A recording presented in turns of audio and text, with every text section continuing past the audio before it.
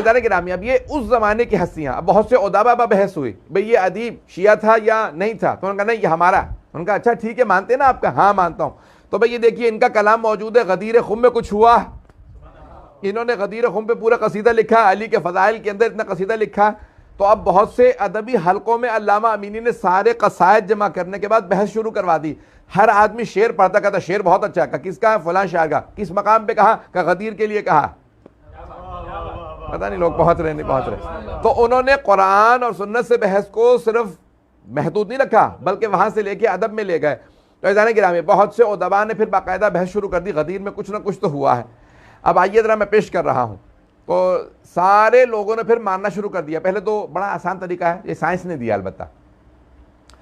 ہر وہ شے جس کا انکار کرنا ہو نا, کہتے بھئی یہ لیبارٹری میں نہیں آ سکتی شے, اس کا مطلب ہے نہیں. خدا لیبارٹری میں نہیں آ سکتا, اس کا مطلب خدا نہیں ہے. روح لیبارٹری میں نہیں آ سکتی, اس کا مطلب ہے نہیں ہے. پتہ نہیں لوگ ہیں یا نہیں. تو یہ بڑا آسان طریقہ ہوتا ہے کسی بھی شے کا انکار کا. تو اب بھائیوں نے پہلے تو غدیر کا انکار کیا. جب ہمارے علماء نے ثابت کر دیا کہ بھئی غدیر ہوئی ہے, اتنا بڑا ایونٹ ہوا, تو ان سب نے کہا ہاں غدیر میں کچھ نہ کچھ ہوا ہے, لیکن وہاں مولا کے معنی دوست کے ہیں. کچھ لوگ پہنچ گئے. تو اب ماننے کے بعد انہوں نے کہا نہیں مولا بے معنی ہے دوست. پچھلے دنوں ایک صاحب کہنے لگے کہ بھئی بہت مشہور پاکستان کے, میں کیونکہ لائیو جا رہا ہے, تو کہا کہ بھئی فلاں ان کو آپ لوگ مولوی صاحب نہیں کہتے مولانا کہتے ہیں. بہت بڑے دیوبندی نام ہے, کہ مولانا کہیں گے. مولانا کیوں کہتے ہیں؟ یہ کیوں ضروری ہے کہ مولانا کہیں انہیں؟ کہتے ہیں مولانا کا مطلب ہوتا ہے پیشوا. نہیں پہنچا سکا. مولانا یعنی ہمارے مولا.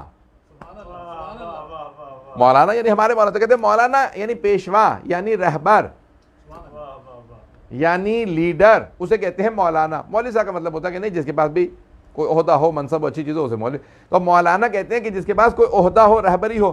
کہا بھئی جب غدیر میں کہتے ہو من کن تو مولا, پتہ نہیں لوگ ہیں یا نہیں, وہاں دوست کے معنی میں. اپنے مولانا کو کہو تو کہ نہیں پیشوا کے معنی میں. پہنچ تو گئے ہوں گے. تو کہا انہیں مولوی صاحب نہیں کہہ سکتے, یہ مولانا. کیوں مولانا؟ کیونکہ یہ رہبر ہیں, کیونکہ یہ پیشوا ہیں, کیونکہ یہ لیڈر ہیں. پتہ نہیں لوگ ہیں یا نہیں ہیں. تو کہا اس لیے انہیں مولانا کہا جائے گا. غدیر میں پھر مولانا سے تم نے مولا جناب امیر علیہ السلام کے متعلق لیا تو مولانا بدل دیا. تو عزیزان گرامی میں نے مسلمانوں میں یہ دیکھا, جہاں جو چیز سوٹ کرتی ہے وہاں پہ معنی بدل لیتے ہیں. زیادہ تخت تو نہیں بول رہا ہوں.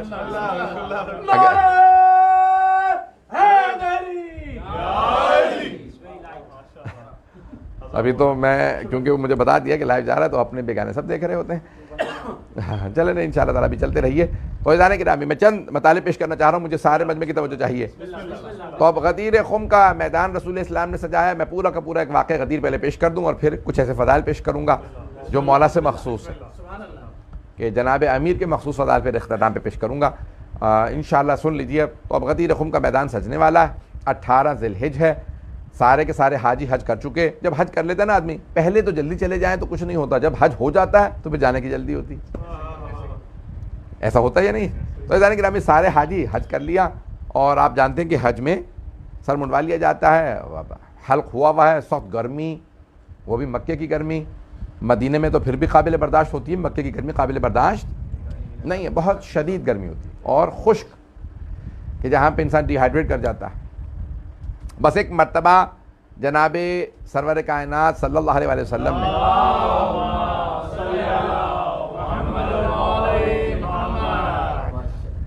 کہا بھئی آیت نازل ہوئی ہے. لوگ حاجی سب کے سب چل پڑے, اور غدیر کہا جاتا ہے جہاں پانی جمع ہو اور بہت بڑا میدان ہو, اسے کہتے ہیں غدیر. اور خم اس جگہ کا نام تھا. تو غدیر و خم, کہ کون سی جگہ جہاں جمع ہوئے, خم کی جگہ پہ. کیونکہ غدیر تو کئی جگہوں پہ ہو سکتے ہیں, جہاں پہ پانی ہو اور میدان ہو اسے غدیر کہا جا سکتا ہے. تو لیکن یہ غدیر خم کی بات ہے, اسی لیے ہمارے ہاں غدیر خم اسے بار بار تاکیداً کہا جاتا ہے. بس جیسے پیغمبر اسلام پہنچے, جناب جبرائیل نازل ہوئے اور کہا یا ایھا الرسول بلغ. تو اب آخری سورہ تو ہے سورہ نصر, اذا جاء, یہ بس سورہ نصر ہے, بسم اللہ الرحمن الرحیم, اذا جاء نصر اللہ والفتح. تو یہ آخری سورہ ہے, سورہ نمبر 114. سورہ نمبر یعنی 114 قرآن کے سورہ، سورہ نمبر 113 جو قرآن کریم کا ہے وہ سورہ مائدہ، اس لیے سورہ مائدہ آخری سوروں میں سے ایک سورہ مانا جاتا ہے، اس کے اندر آیات بڑی اہم. تو غدیر خم کی جو آیت ہے یا ایھا الرسول بلغ ما انزل الیک من ربک، سورہ نمبر 5 آیت نمبر 67 آیت نازل ہوئی. ترتیب آیات کی پیغمبر اسلام صلی اللہ علیہ وسلم دیتے تھے کہ بھئی یہاں پہ یہ آیت ایسے رکھنا. بہرحال تو اب وہاں پہ آیت نازل ہوئی یا ایھا الرسول، ہے میرے پیارے رسول، بلغ ما انزل الیک من ربک، پہنچا دیجئے جو آپ کے رب کی طرف سے آپ پہ نازل کیا گیا. وَإِن لَمْ تَفْعَلْ فَمَا بَلَّغْتَ رِسَالَتَهُ، اگر آپ یہ نہ کریں تو ایسا جیسے کوئی کار رسالت نہیں کیا. یہ نہ کریں تو کوئی کار رسالت نہیں کیا. اب یہاں پہ یعنی اس کا مطلب ہے بہت اہم کام ہے. یہ جو بھائی کہہ دیتے ہیں نا کہ کچھ نماز کے مسائل رہ گئے تھے، بھئی جب اصل نماز پہنچانے پہ نہیں کہا کہ پتہ نہیں لوگ ہیں یا نہیں ہے، بھئی چلتے رہیے گا. بھئی جب نماز پہنچانے کے لیے نہیں کہا کہ وَإِن لَمْ تَفْعَلْ فَمَا بَلَّغْتَ رِسَالَتَهُ، اگر یہ نماز نہ پہنچائی تو آپ نے کوئی کار رسالت نہیں کیا. جب اصل نماز پہنچانے پہ یہ آیت نہیں آئی تو نماز کے کچھ مسائل نہ پہنچانے پہ اتنی بڑی آیت کیسے آ سکتی ہے؟ بھئی مضمون آیت دیکھیں، لہجہ دیکھیں، الفاظ کو ذرا غور سے تو پڑھیں تاکہ اندازہ ہو. دیکھیں آیات وہی ہیں جو سب کے سب سناتے ہیں، اس میں سے نیا نتیجہ کرنا یہ ہر خطیب کا اپنا اپنا کام ہے. اب یہ میری تھوڑی سی محنت سن لیجیے گا. اب یہاں پہ آیت آئی یا ایھا الرسول بلغ ما انزل الیک من ربک، اے میرے حبیب جو آپ کے رب کی طرف سے آپ پہ نازل کیا گیا، آپ پہ نازل کیا گیا، سب پہ نہیں، آپ پہ نازل کیا گیا، تو اسے پہنچا دیجئے. وَإِن لَمْ تَفْعَلْ فَمَا بَلَّغْتَ رِسَالَتَهُ، اگر آپ اس کار رسالت کو نہ پہنچائے تو آپ نے کوئی کار رسالت نہیں کیا، کوئی کار رسالت نہیں کیا، کام ہی رسالت کا نہیں. وَإِن لَمْ تَفْعَلْ فَمَا بَلَّغْتَ رِسَالَتَهُ، آپ نے رسالت پہنچائی ہی نہیں. یہ کام کوئی عام کام نہیں. وہ کہتے نہیں رسول جہاں پہ علی کے اتنے فضائل وہاں پہ ایک اور فضیلت تھی کہ مولا بھی ہیں، دوست کے معنی میں. بھائی نہیں، یہاں لہجہ بتا رہا ہے کہ کوئی عام کام نہیں ہے، اور پیغمبر کا اہتمام بتا رہا ہے، عام کام نہیں ہے. جو آگے چلے گئے ان سے کہو واپس آ جائیں، جو پیچھے رہ گئے ان سے کہو غدیر میں آئیں، جو دائیں بائیں نکل گئے سب سے کہو غدیر میں واپس آ جائیں. اتنا اہتمام بتا رہا ہے، کام بڑا ضروری ہے. نماز کے تھوڑے سے مسائل یا زکوٰۃ کے مسائل نہیں ہیں. اب پیغمبر تشریف لے جا رہے ہیں تو بڑا اہم کوئی کام ہے جس کا پہنچانا رسول اسلام کے لیے لازم ہے. بھئی ایک اور یہاں پہ روک کے بات کروں، ہمارے ممبروں سے بات کس طرح سے پیش کیا جاتا ہے کہ بھئی آپ کی رسالت چلی جائے گی. بھئی اللہ یہ طنز نہیں کر رہا رسول خدا کے ساتھ، توجہ. یا اور بہت سے افراد کہتے تھے کہ اللہ نے ڈانٹ کے کہا کہ بلغ ما انزل الیک من ربک، نہیں، اللہ ڈانٹ بھی نہیں رہا کہ پہنچائیے. بھئی پیغمبر نے منع کب کیا علی کی ولایت سے؟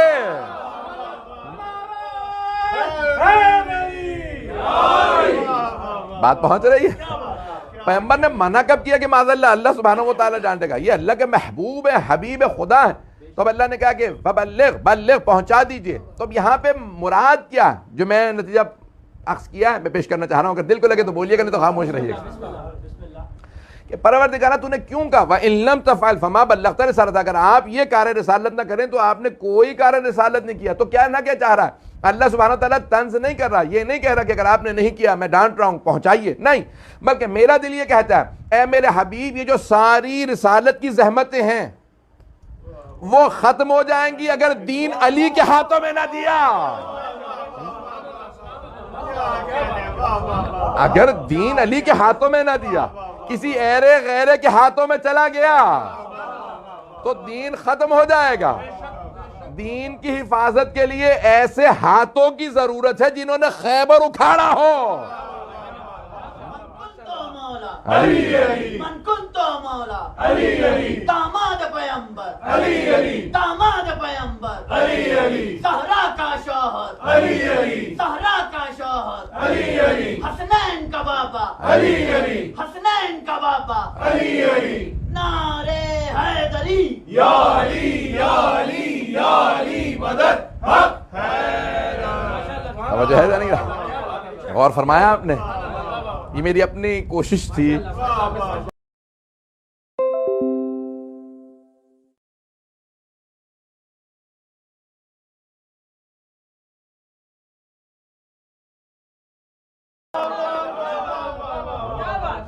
لوگ ہیں کچھ ایسے ہوں گے کہ جو زہر دینے پہ آمادہ ہو جائیں گے.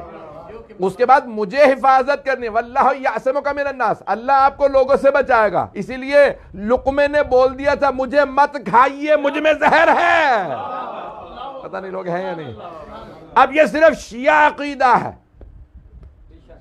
یہ صرف شیعہ عقیدہ. اصول کافی اٹھا کے دیکھیں, محمد ابن یعقوب کلینی نے لکھا کہ ہمارا عقیدہ یہ ہے کہ ہمارے ائمہ کی 14 کی موت اختیاری ہے.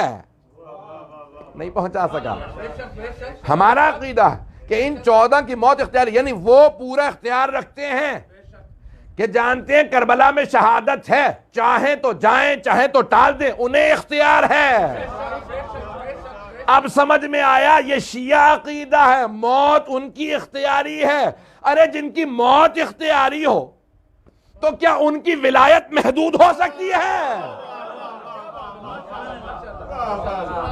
وہ ولایت مطلقہ کے مالک ہیں, ان کی ولایت عام ولایت نہیں. فضان گرامی یہاں پہ اب حبیب خدا نے کہا واللہ, میں ایک ایک آیت کے لفظ کو کہہ رہا ہوں کہ اگر آپ دیکھتے چلے جائیں, آیت بس ایک ہی ہے, اس کے اندر ایک ایک پہلو کو دیکھیے, آپ کو اندازہ ہوگا خاص اعلان ہے. واللہ یعصمک من الناس, بے شک کہ اللہ آپ کو لوگوں سے بچائے گا. پھر اللہ کہتا ہے ان اللہ لا یہدی القوم الظالمین, لیکن اللہ ظالموں کو نہیں ہدایت دیتا. پتہ نہیں لوگ ہیں یا نہیں. ایک دو تو پہنچ گئے ہیں, میں چاہتا ہوں سارا مجمع پہنچے. بھائی ہر آیت کے اختتام پہ جو اللہ کہتا ہے نا, اپنے نام لیتا ہے, یہ کہتا ہے اس کو ہدایت ہوگی اس کو نہیں ہوگی, اس میں کوئی نہ کوئی راز ہوتا. یہ اللہ ویسے نہیں کہہ رہا ہوتا اللہ ظالموں کو ہدایت نہیں دیتا. تو اس کا مطلب ہے جو غدیر کا منکر ہو وہ ظالم ہے. پتہ نہیں پہنچ رہے نہیں پہنچ رہے. غدیر کا منکر ظالم ہے, اور پیغمبر اسلام سے اللہ کہہ رہا ہے اے میرے حبیب یاد رکھیے گا ظالموں کو میں ہدایت نہیں دیتا. اب جو پہلے ہی ظالم ہو, غدیر میں آ کے, میں ایک جملہ کہنے والا ہوں, کس کو کس طرح سے پیش کروں گا, بہت سے بعض سخت جملے آ جاتے ہیں. میں کیمرے کی ایسے احتیاط بھی کرنا ضروری ہے, اور کیمرہ آن رکھیے گا, بند نہ کیجیے گا. تو عزیزان گرامی ایک جملہ میں یہاں پیش کر دوں. کچھ چیزوں میں خود صلاحیت نہیں ہوتی, اللہ چاہتا ہے لیکن خود ان میں صلاحیت نہیں ہوتی. کچھ لوگ تو پہنچ گئے. مثال کے طور پہ آپ کہیں بھی مولانا پانی کتنا ہو کہ ہاتھ مثال کے طور پہ نجس ہو گئے پاک ہو جائیں گے. بھائی تھوڑا سا بھی پانی ہو پاک ہو جائے گا. اچھا بھی کور پانی وہ تو اور زیادہ, جاری پانی سمندر کا, اس سے ہر چیز پاک ہو جائے گی. تو ایک صاحب گئے, انہوں نے اٹھا کے اپنے کتے کو سمندر میں ڈال دیا, بھگو کے نکالا. کہا مولانا پاک ہو گیا؟ کہ نہیں. پھر انہوں نے دوسری دفعہ بھگو دیا, تیسری دفعہ کہا مولانا پاک ہوا. تو میں آگے سے پڑھ کے کہوں گا الکلب انجس مما یکون اذا اغتسل, کتے کو اگر نہلا دو تو اور زیادہ نجس ہو جاتا. پتہ نہیں لوگ ہے یا نہیں ہے. نہیں ہے لوگ, کچھ لوگ پہنچ گئے ہیں.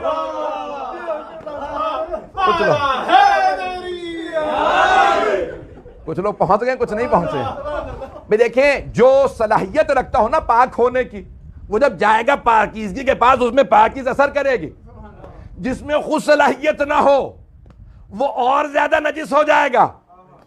کتا جب تک خشک تھا تو خود ہی نجس تھا, اب جب گیلا ہوا تو صرف خود نجس نہیں ہے, اب وہ دوسروں کا بھی نجس. پتہ نہیں لوگ ہیں یا نہیں ہیں. اب تک تو خود ہی نجس تھا, اب جو اسے مس کرے گا اسے بھی نجس کر دے گا. پتہ نہیں لوگ ہیں یا نہیں ہیں. تو کچھ لوگ ان کی نجاست ہوتی ہے اپنے تک, کچھ دوسروں تک پھیلاتے رہتے ہیں. پتہ نہیں لوگ ہیں یا نہیں ہیں. میں ایک روک کے بات پیش کروں تاکہ کوئی یہ نہ کہتے کہ کہاں سے فقہ کی مثال دی, قرآن پہ لے آئے. ایک آئیے ذرا قرآن کی آیت پیش کر دوں, سورہ بقرہ آیت نمبر 28 اٹھا کے دیکھ لیجئے گا. وہاں پہ اللہ سبحانہ وتعالیٰ فرماتا ہے, پورا خون جگر دے رہا ہوں, جب غدیر میں آتا ہوں تو اپنے آپ میں نہیں ہوتا.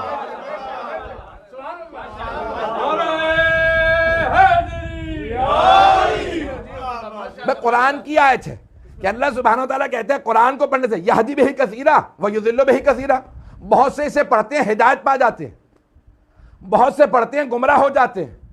پروردگارہ قرآن سے اللہ کہتا ہے ہاں اسی قرآن سے کچھ ہدایت پاتے ہیں کچھ گمراہ ہو جاتے ہیں. قرآن سے ہاں. اللہ اگلی آیت میں کہتا ہے وما یضل بہ الا الفاسقین, کوئی قرآن پڑھ کے گمراہ نہیں ہوتا سوائے ان کے جو پہلے ہی فاسق ہو. پتہ نہیں لوگ ہیں یا نہیں ہیں. جو پہلے ہی فاسق ہو جتنا قرآن پڑھے گا اتنا گمراہ تر ہوتا چلا جائے گا. علی ہے ہادی. اب جس میں ہدایت کی صلاحیت ہے علی کو دیکھتا جائے گا، ہدایت پاتا جائے گا۔ بات پہنچ گئی ہے بھائی؟ دوسرا جملہ میں نے کہا ہی نہیں ہے۔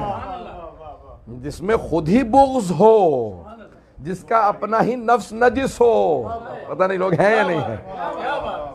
اب بہت سے لوگ کہتے ہیں بھائی رسول کیسے ممکن ہے پیغمبر کی بزم میں بیٹھتے ہوں، پیغمبر کو دیکھتے ہوں، ساتھ چلتے پھرتے ہوں، اور پھر بھی ہدایت نہ پا رہے ہوں؟ بے قصور پیغمبر کا نہیں ہے، ان کے اندر ایسی کوئی صلاحیت نہیں تھی۔ اگر بات پہنچ گئی ہو، مجھے نہیں معلوم میں بات پہنچا پایا ہوں۔ عزیزان گرامی، کتنی باریکیاں ہیں۔ اب یہاں غدیر خم میں رسول اسلام نے فرمایا ہے کہ بلغ ما انزل، اب اللہ سبحانہ وتعالیٰ نے کہہ دیا، پیغمبر نے فوراً کہا، پیش کر رہا ہوں، ٹائم مجھے دکھا دیے گا ہے تو کہا کہ بھئی پیغمبر اسلام نے بلایا کچھ افراد کو کہ بھئی ممبر لگاؤ۔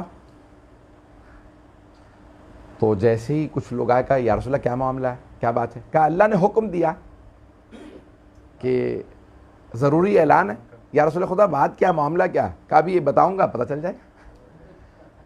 ممبر میرے لیے فوراً لگاؤ، مجھے بہت ضروری بات کرنی ہے۔ جو آگے چلے گئے ان کو پیچھے بلا لا، جو پیچھے رہ گئے انہیں آگے بلا لا، جو دائیں بائیں نکل گئے ان سے کہو سب جہاں جمع ہو جائے۔ یا رسول اللہ مکے سے ممبر لے آئے؟ کہا نہیں۔ کم مدینہ تو اور زیادہ دور ہے۔ توجہ، کون پوچھ رہے ہیں؟ صحابہ کرام۔ اور کون ہے بھائی؟ اب سارے کے سارے صحابہ موجود ہیں اور کہہ رہے ہیں یا رسول اللہ آپ کہیں تو مکے سے ممبر لیں۔ کہا نہیں، مدینہ تو اور زیادہ دور ہے یا رسول اللہ۔ کہا نہیں، یہی ممبر بناؤ۔ کہا یا رسول اللہ یہاں کیسے ممبر بنائیں؟ کہا پالانوں کا۔ میں نہیں پہنچا سکا۔ میری تمام اپنے مسلمان بھائیوں سے درخواست ہے، ذرا غور کریں، وہ صحابہ جو پیغمبر کے بغیر ممبر نہ بنا سکے،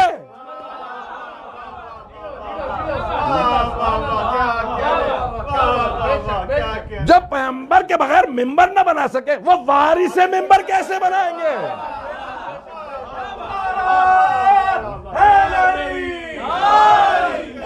غور فرمایا؟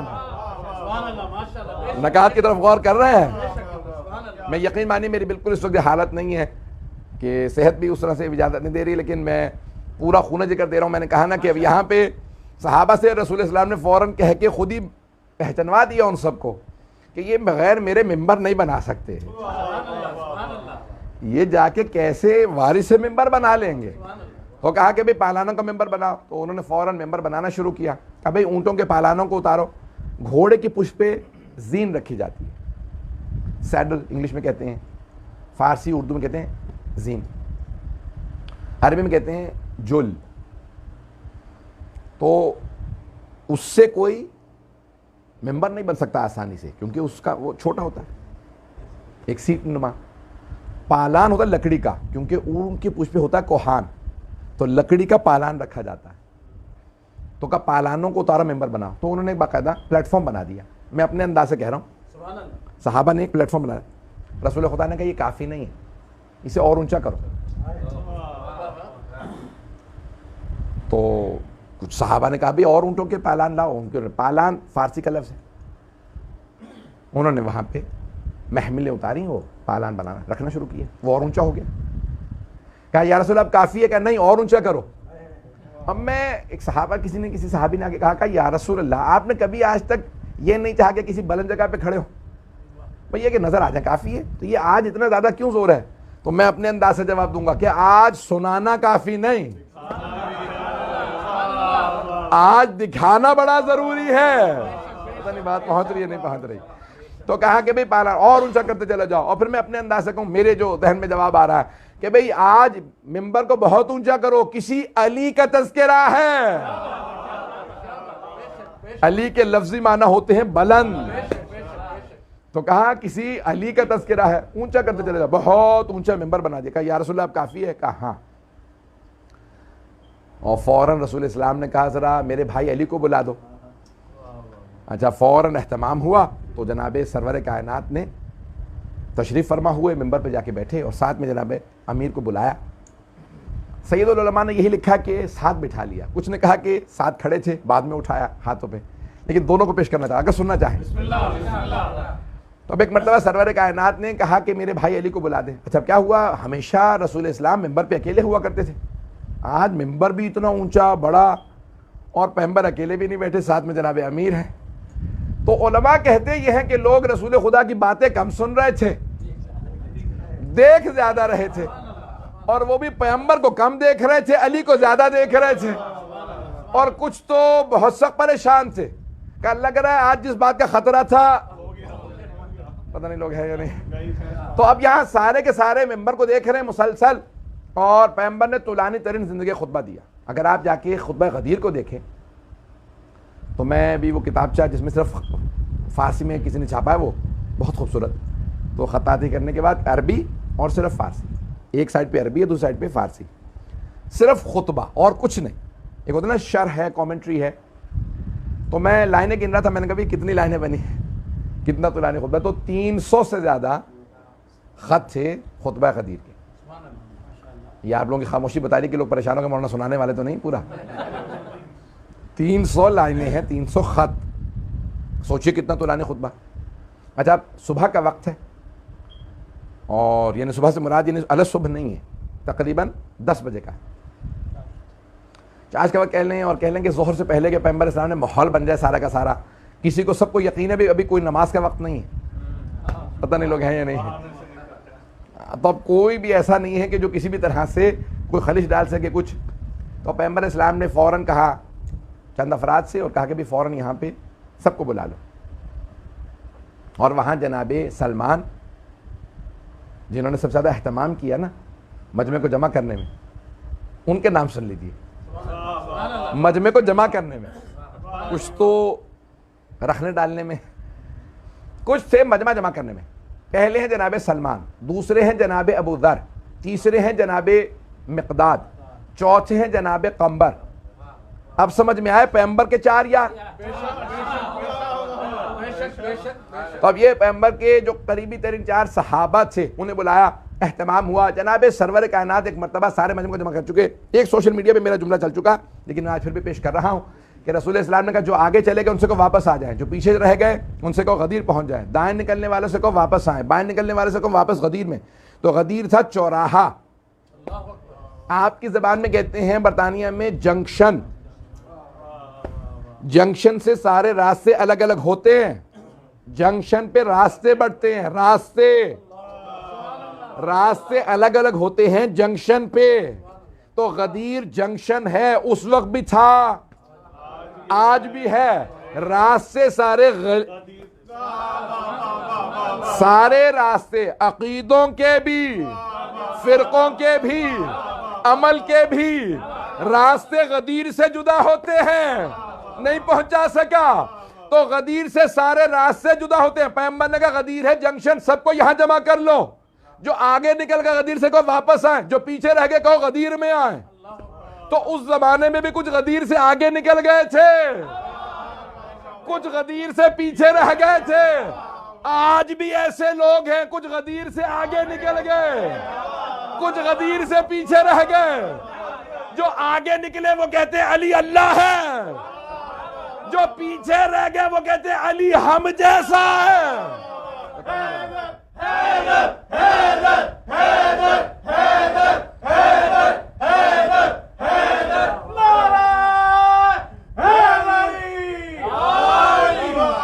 بات واضح ہوئی؟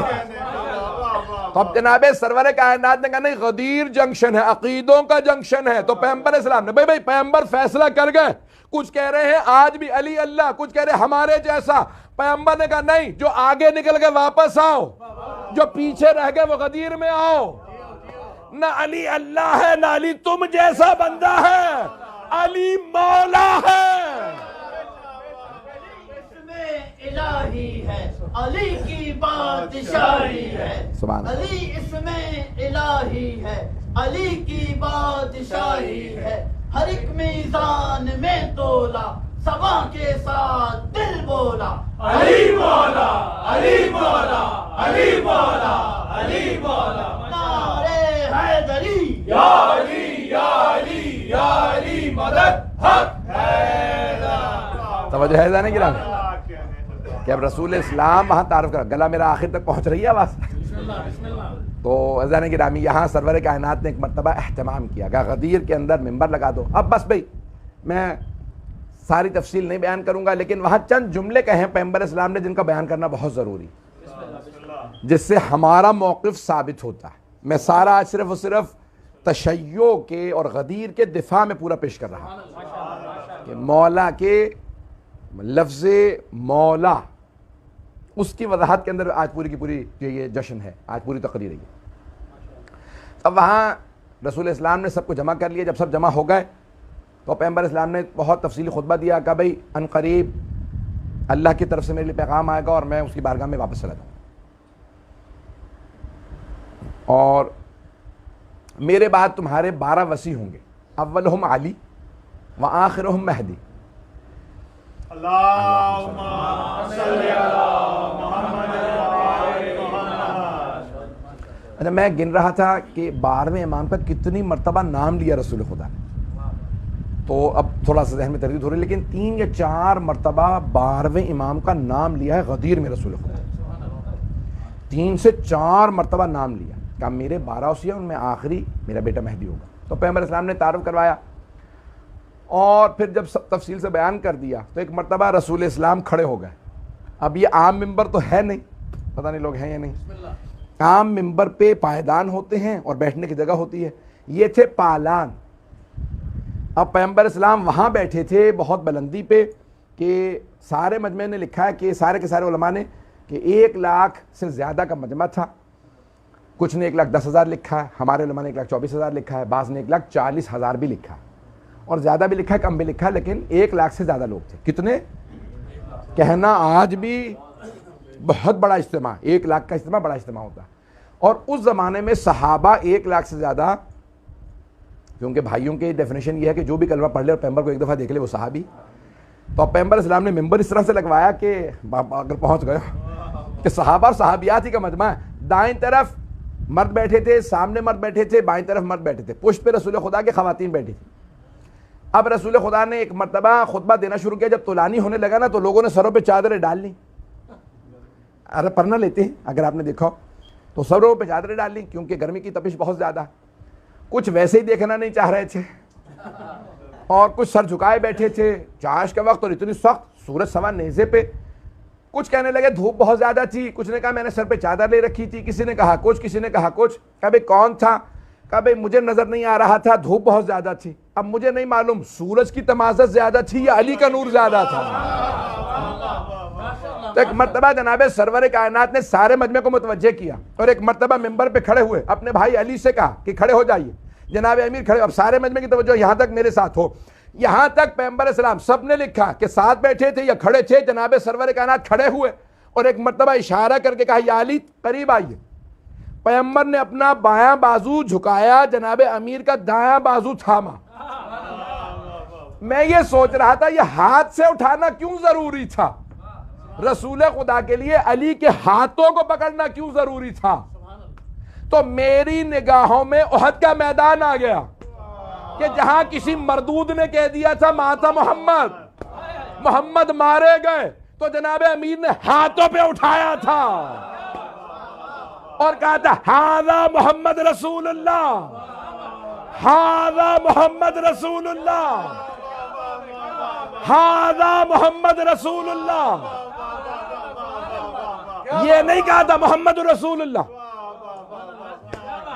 بھئی یہ ہذا ہے اس میں اشارہ. جب کسی کی طرف اشارہ ہو تو کہتے ہیں ہذا. وہ جو بھاگ رہے تھے، بھاگنے والوں سے علی کہہ رہے تھے ہذا. مارے نہیں گئے، یہ ہے اللہ کے رسول محمد. تو پیغمبر نے کہا یا علی احد کا بدلہ آج اتار رہا ہوں. وہاں جناب علی نے کہا تھا ہذا. توجہ، میں گلا ساتھ نہیں دے رہا. اب کون کہتا ہے کہ مولا کے معنی دوست ہے؟ پیغمبر نے پہلے معنی بتائے، بعد میں لفظ مولا استعمال کیا. سارے صحابہ سے کہا الستو اولی بکم من انفسکم.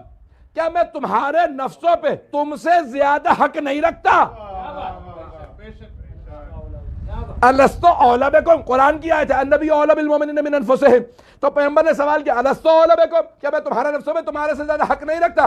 قالوا بلا، سب نے کہا بے شک آپ ہمارے نفسوں پہ ہم سے زیادہ حق رکھتے ہیں۔ اب پیغمبر نے فرمایا ان اللہ مولایا، اللہ میرا مولا ہے، وَأَنَا مَوْلَى الْمُؤْمِنِينَ، اور میں مومنوں کا مولا ہوں۔ سارے مجمع نے کہا بے شک، پیغمبر نے ہاتھوں پہ اٹھایا علی کو کہ فَمَنْ كُنْتُ مَوْلَا فَهَذَا عَلِيٌّ الْمَوْلَا۔ علی مولا، علی مولا، علی مولا، علی مولا، علی مولا۔ بات واضح ہوئی ہے جانے کی رہا؟ پیغمبر نے پہلے مولا کے معنی بتائے کہ مولا یعنی اولا بالتصرف، جو تمہارے سے زیادہ تمہارے نفسوں پہ حق رکھتا ہو، اور پھر فرمایا ان اللہ مولایا، اللہ میرا مولا، دوست نہیں ہے، پتہ نہیں لوگ ہے یا نہیں ہے، اللہ میرا مولا ہے، وَأَنَا مَوْلَى الْمُؤْمِنِينَ، میں مومنوں کا مولا ہوں، کہ بے شک کہ فَمَنْ كُنْتُ مَوْلَا، ایک مرتبہ دائیں مجمع کو دیکھا فَهَذَا عَلِيٌّ مَوْلَا، فَهَذَا عَلِيٌّ مَوْلَا، فَهَذَا عَلِيٌّ مَوْلَا، اور ایک دفعہ نہیں کہا، دہراتے رہے۔ مجھے نہیں معلوم یہ 3 دفعہ کیوں دہرایا، پتہ نہیں لوگ ہیں یا نہیں، یہ 3 دفعہ کیوں کہا؟ من کنت مولا فہذا علی مولا، جس کا میں مولا ہوں اس کے علی مولا ہے۔ میں اب روک کے پیش کر رہا ہوں میں مثال کے طور پہ، وہ شے ہے نہیں میرے پاس، یہ رومال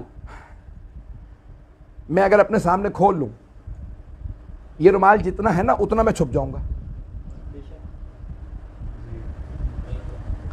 اگر اس سے بڑا کوئی رومال ہو اور سامنے لے آؤں تو اتنا چھپ جاؤں گا، لیکن اگر میرے ہی قد و قامت کا کوئی میرے سامنے کھڑا ہو جائے تو میں پوری طرح سے چھپ جاؤں گا، نہیں ہے مجمع؟ اگر اتنا ہی جتنا میرا قد ہے نا کوئی میرے سامنے آ کے کھڑا ہو جائے تو میں پوری طرح سے چھپ جاؤں گا۔ پیغمبر السلام نے دونوں ہاتھوں پہ بلند کر کے جناب امیر کو سامنے اس طرح سے پیش کیا کہ پیغمبر پوری طرح چھپ گئے۔ اب تو معاملہ حل ہو گیا نا کہ ان کا قد بڑا نہیں، پتہ نہیں لوگ ہیں یا نہیں ہے، پتہ نہیں لوگ ہیں یا نہیں ہے، اور ان کا قد چھوٹا نہیں، تو کہا بالکل پیغمبر پوری طرح سے چھپ گئے، کہا فہذا علی مولا۔ تو پیغمبر سمجھانا کیا جا رہے ہیں؟ آپ سمجھانا یہ چاہ رہے ہیں کہ لا الہ الا اللہ بھی ہے، محمد الرسول اللہ بھی ہے، اب سامنے ہے علی ولی اللہ، پتہ نہیں لوگ ہیں یا نہیں ہے، ایک سورج پردے میں جا رہا ہے دوسرا سامنے ہے، جو اسے مانتا ہوگا وہ باقی سب کو بھی مانتا، جو اس کا منکر وہ سب کا منکر، نہ اس کا لا الہ الا اللہ قبول نہ اس کا محمد رسول اللہ قبول۔ ولایت سے علی کی آج جو انکار کرتا ہے، ولایت سے علی کی آج جو انکار کرتا ہے وہ اپنے بد نسب ہونے کا خود انکار کرتا ہے۔ نعرہ حیدری۔ 40 منٹ تو گزر گئے، اب وہاں چند بڑے اہم مسائل ہیں، سارا چلنے دیں، میرے خیال میں سب جگہ جا رہا ہے تو روکتے نہیں ہیں، جانے دیں۔ اختتام پہ 5 منٹ کچھ ایسے پیش کر دوں گا، ٹھیک ہے؟ یہ سب کو سن لیں۔ اب ہوا یہ کہ کچھ افراد آپ کو پتہ ہے ہر جگہ آگے آگے رہتے تھے، پیغمبر کے ساتھ ساتھ رہنے کا انہیں بہت شوق تھا۔ اچھا یاد رکھیں میں ایک تجزیہ پیش کر رہا ہوں، بہت سے لوگ اپنی زندگیوں کے اندر کچھ بڑے لوگوں سے اس لیے قریب ہو جاتے ہیں کہ ان کے جانے کے بعد میں پھر دعویٰ کر سکوں، پتہ نہیں لوگ ہیں یا نہیں، کہہ سکوں میں ان کے قریب تھا، پتہ نہیں لوگ ہیں یا نہیں۔ اب کیا ہوا، پیغمبر کے ساتھ ایسے بہت سے لوگ تھے اور وہ بالکل ہی فوراً کھڑے ہو گئے، ان میں سے ایک صاحب، اور کہا بخن بخن لکھا ابن ابی طالب، علی نہیں کہا، انہوں نے کہا اے ابو طالب کے بیٹے، مبارک ہو آپ کو، اصبحت مولایا و مولا کل مؤمن و مؤمنہ، آج آپ ہر مؤمن مرد و زن کے مولا ہو گئے۔ یا رسول اللہ اجازت ہے ہم جائیں؟ میں نے کوشش کی کہ ویسے ہی چہرہ بنا کے پیش کروں، لیکن کیا کروں جب مولا کا نام لیتا ہوں تو دل کی کیفیت ہی بدل جاتی ہے. ایک مرتبہ ان کو یعنی اس کا مطلب ہے غدیر میں آنے کا اتنا شوق نہیں تھا، نہ اتنی خوشی تھی جتنی جانے کی. کہا یا رسول اللہ اجازت ہے ہم جائیں؟ کہا نہیں. کہا جو آپ نے کرنا تھا کر دیا، آپ نے اعلان کرنا تھا ہو گیا؟ کہا نہیں، جب تک سب بیعت نہ کر لیں. بھائی دوستوں کی بیعت نہیں ہوتی. پتہ نہیں لوگ ہیں یا نہیں. میں نے 7-8 نکات پیش کر دی، مجھے نہیں معلوم کون ریکارڈ کر رہا ہے یا نہیں کر رہا. تو اب آپ نے کہا کہ جب تک سب بیعت نہ کر لیں تب تک کوئی نہیں جا سکتا. تو کہا یا رسول اللہ اتنا بڑا مجمع، یہ تو کئی دن لگ جائیں گے بیعت کرنے میں. میں نے کہا مجھے پرواہ نہیں، سب بیعت کریں گے. کہا یا رسول اللہ اتنا مجمع رہے گا کہاں؟ کہا اسی میدان میں. کہا ان کے کھانے پینے کا کیا ہوگا؟ تو آپ نے کہا میری اونٹنی کو نہر کر دو. کہا یا رسول اللہ ایک اونٹنی اتنے مجمع کے لیے کافی نہیں ہے. کہا تمہیں نہیں معلوم دعوت ذوالعشیرہ میں میرے چچا نے ایک بزغالہ سے، ایک بھیڑ کے بچے سے پورے قبیلے کو سیر کر دیا تھا. تو کہا یہ میری اونٹنی ہے. کہا چلیں کچھ لوگوں کو نہر کرنے پہ لگایا. کہا یا رسول اللہ پانی کا کیا ہوگا؟ کہا کنواں کھودو، کچھ اسی میں مصروف ہو جائے. اب کسی نے کہا کہ یا رسول اللہ ہم نے کنواں کھودا، پانی کھارا ہے. اب میں اپنے انداز سے پیش کروں پیغمبر نے کیا فرمایا ہوگا؟ پیغمبر نے فرمایا ہوگا کنویں کو میرے پاس لاؤ. پیغمبر آئے کنویں کے پاس، اپنا لعاب دہن کنویں میں ڈالا. کہا آپ پانی پی کے دیکھو. کہا وہی پانی ہے. کہا آپ پیو تو صحیح. اب جو پیا، کہا یا رسول اللہ پانی تو بہت میٹھا. کہا خود بھی پیو باقی سب کو پلاؤ. پتہ نہیں لوگ ہیں یا نہیں. اب پیغمبر نے اعلان کیا کہ بھئی بیعت میرے گھر سے شروع ہوگی. نہیں ہے مجمع، بیعت میرے گھر سے شروع ہوگی، یعنی لیڈیز فرسٹ. پیغمبر کے گھر میں تو ازواج ہی ہیں. تو کہا بھئی سب کے سب میری ازواج سب سے پہلے بیعت کریں گی. بیعت کیا چیز ہے میں پیش کرنا چاہ رہا ہوں. تو کہا خیمہ لگا دو خواتین کے لیے، علی وہاں بیٹھ جائیں گے، خواتین آئیں گی. اب ہمارے اکثر علماء نے لکھا کہ پانی رکھا زمین پہ ظرف، اور اس میں یہاں پہ جناب امیر ہاتھ رکھ کے بیٹھ گئے، انگلی رکھی. وہاں خواتین آتی جاتی تھی، وہ وہاں پہ پانی میں ہاتھ ڈالتی ہیں اور کہتی کہ بایعت، میں یا علی وعدہ کرتی ہوں کہ آپ کی بیعت میں واقع رہوں گی. بیعت کیا ہے؟ مبایعہ، دو طرفہ چیز کا نام ہے بیعت. دو طرفہ چیز کا نام ہے، یک طرفہ نہیں ہے. بیعت دو طرفہ ہے. بیعت کرنے والا کہتا ہے بھائی میں آپ سے وفادار رہوں گا، بغاوت نہیں کروں گا، آپ کے خلاف سازشوں میں حصہ نہیں لوں گا. پتہ نہیں لوگ ہیں یا نہیں. آپ کی اطاعت کروں گا. یہ بیعت کرنے والا. پر بیعت لینے والا کیا کہتا ہے؟ اگر تم اپنی بیعت پہ باقی رہے تو میں شفاعت کروں گا، لیکن یاد رکھنا اگر بیعت سے پھر گئے تو شفاعت میرے ہاتھ میں ہے. نہیں پہنچا سکا. پیغمبر نے اپنے گھر سے بیعت شروع کروا کے بتایا اگر کہیں میری کوئی زوجہ علی کی بیعت توڑے تو پھر علی شفاعت کا حق رکھتے ہیں، شفاعت چھن جائے گی. کسی اور کی بیعت، پھر اس خاتون کو بیعت کا توڑنے کا جرم کا احساس ہونا چاہیے، اسے پھر شفاعت نہیں ملے گی. فیضان گرامی پیغمبر نے اپنے گھر سے بیعت شروع کروائی. خواتین آتی رہیں اور مولا کا نام لے لے کے کہتے ہیں کہ ہم قسم کھا کے کہتے ہیں ہم ہمیشہ آپ کے مطیع و فرما بردار رہیں گے. اب پیغمبر علیہ السلام نے کہا مردوں کی بات ہے.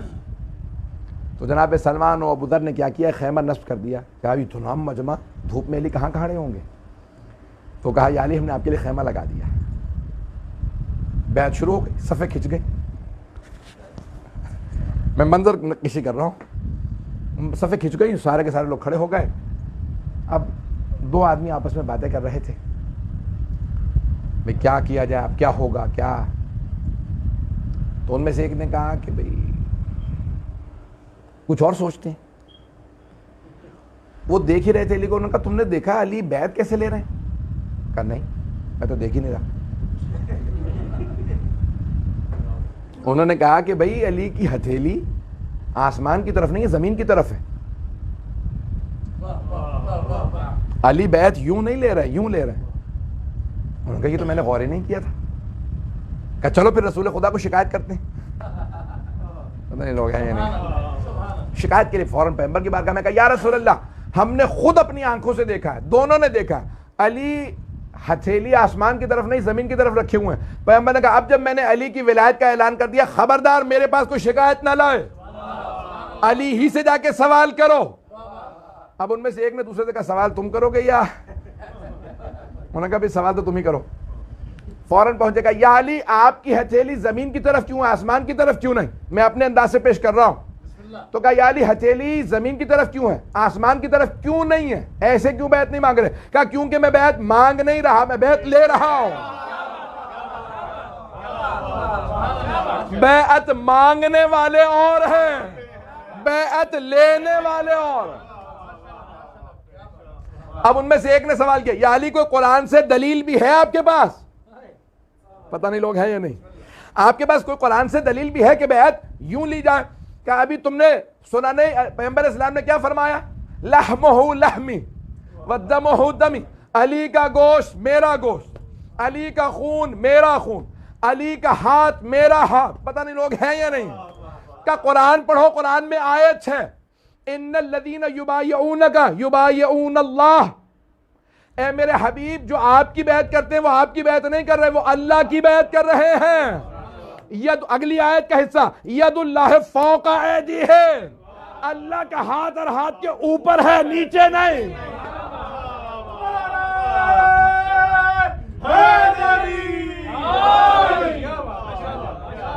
ید اللہ فوق ایدیہم, اللہ کا ہاتھ ہر ہاتھ سے بالا تر ہے.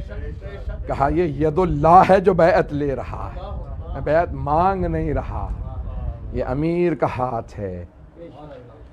بس بھئی ہم دعا کریں گے اور میں پھر چند جملے دعا کے اختتام پہ پیش کروں گا آپ لوگوں سے مخصوص. یہاں پہ بہت سے اور مطالب ہیں, میں تو 1.5-2 گھنٹے پڑھ سکتا ہوں, لیکن اب گلا بھی ساتھ نہیں دے رہا, اور یہاں مغرب بھی ہونے والی, اور آپ لوگوں نے کچھ مخصوص باتیں کہیں ہیں, انشاءاللہ پیش کر رہا ہوں. اور یہاں پہ 3 دن تک لوگ بیعت کرتے رہے. کتنے دن؟ 3 دن. صرف نمازوں کا تھوڑا وقفہ ہوتا تھا یا تبرک کا, پتہ نہیں لوگ ہیں یا نہیں. اور پھر اس کے بعد جو بیعت کرتا جاتا وہ چلتا جاتا. اور جب سب بیعت کر کے چلے گئے تو پھر کچھ افراد رونے لگے, اور ان میں سے جو پہلے تھے نا روتے ہوئے آئے جناب امیر سے گلے ملنے, ان کا نام ہے سلمان فارسی. وہ رو رو کے مل رہے تھے. دوسرے ہیں ابو ذر. جانتے جناب ابو ذر نے کیا کہا؟ کہا مولا اب تک چھپ کے وار ہوتے تھے, اب کھل کے وار ہوتے. یہ وہ تھے جنہوں نے دل سے مانا تھا. جناب مقدار سے جناب, تو اب یہ غدیر سب واپس آنے لگے. پروردگارہ غدیر خم کے صدقے میں ہم سب کی عاقبت بخیر فرما, ہمیں امیر المؤمنین کی ولایت پہ قائم و دائم رکھ, دشمنان اہل بیت کو نیست و نابود فرما, داعش و طالبان کو اور آل سعود کو غارت فرما. پروردگارہ بنو امیہ کے جہاں جہاں پہ بھی پیروکار ہیں, بنو امیہ کو ان پہ لعنت فرما. پروردگارہ جو بھی غدیر کا دشمن ہے اس پہ لعنت فرما. پروردگارہ ہم سب کو غدیر کا ماننے والا قرار دے. ہماری زندگیوں کے اندر غدیر کا پیغام عام ہو, ہماری نسلوں میں غدیر خم کا پیغام باقی رہے. پروردگار ہم سب کی عاقبت بخیر فرما. ہمیں زندگی میں بار بار حضرت امیر کی زیارت نصیب فرما, اور آخرت میں ان کی شفاعت نصیب فرما. ربنا تقبل منا انک انت السمیع العلیم, بحق محمد وآلہ الطیبین الطاہرین المعصومین. اللہم صلی علی